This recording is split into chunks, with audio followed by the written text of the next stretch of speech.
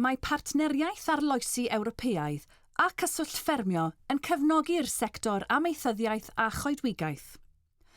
Nod EIP Wales yw datrys problemau amaethyddol a choedwigaeth trwy ddod â phobl o gefndiroedd ymarferol a gwyddonol ynghyd.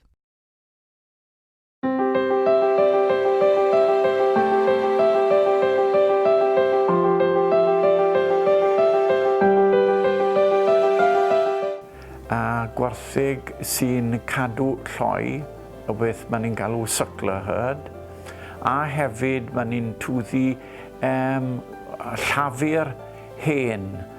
Llafur, gwenith hen a cyrch hen, a maen ni'n twddu reina so gall ffermwyr eraill i cael eu had i twddu hefyd.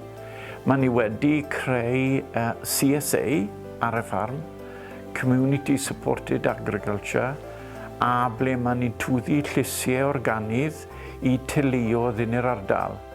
So nawr maen ni'n tyfu pethau a maen ni'n bwydo'r ardal.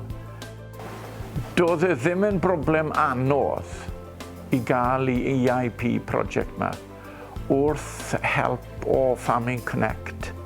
Wedyn rwydd i ddechrau fe, nhw yn penderfynu a helpu trefnu'r peth, a dwad a Chris ma i wneud i prosiect. A dwi'n meddwl oedd e'n prosiect umbyd y bwysig i ni edrych ar ôl i'r dom sy'n creu ar ei ffarm i helpu i gwneud i tir lot well.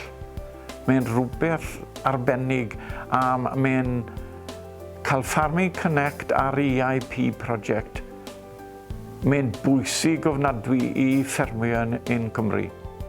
Maen ni'n gwneud EIP project ar ei fferm nawr, maen ni'n gwneud 3 fferm, a mae'r project yn edrych ar varieties o gwenith, hen varieties a i newydd, i edrych ar i yield, faint o lafur gewch chi, i quality, a i penderfynu mai te rein yw'r tynnar hadau am y dyfodol.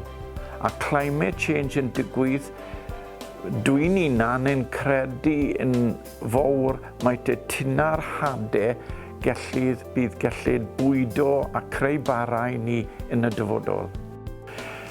I cael ei funding hwn EIP, mae'n bwysig y dyfodol, ac os i ni i penderfynu wrth creu hyn ar ei fferm a ffeindio mas ar ei fferm i pethau pwysig sy'n eisiau ni wel ffermwyr i sylweddoli i defnyddio hyn ein ffarmo o hyn mlaen.